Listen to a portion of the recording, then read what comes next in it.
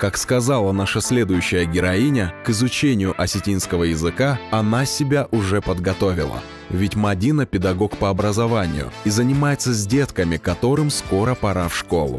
Но теперь за нашу импровизированную парту предстоит сесть и самой девушке. В списке ее интересов хореография и качественные сериалы. Привет, меня зовут Мадина. Я родилась в Сибири, в городе Братске.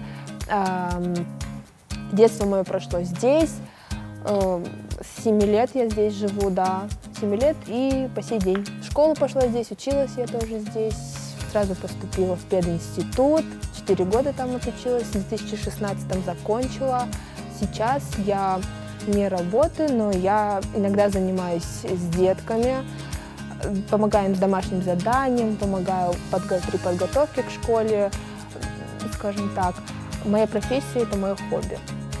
Я получаю колоссальное удовольствие от того, что работаю с детьми, помогаю им вообще. У детей очень многому также можно научиться.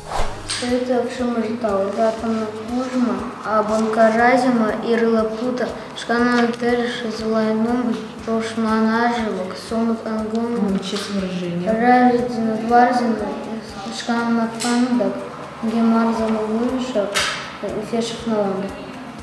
Молодец, как приятно. Вот чему нужно стремиться. Осетинский язык, это, конечно, он играет не последнюю роль в моей жизни, потому что у меня в окружении очень много людей говорят на осетинском языке, и нет, все равно нужно учить его. Я считаю, что нужно знать язык края, в котором ты живешь.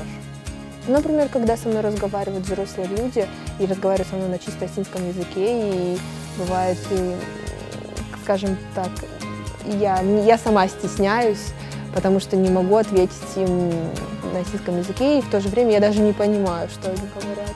За счет того, что ты знаешь, конечно, не в совершенстве язык, но знаешь основные моменты, даже тот же круг общения у тебя может расшириться за счет вот этого языкового, преодоления вот этого языкового барьера.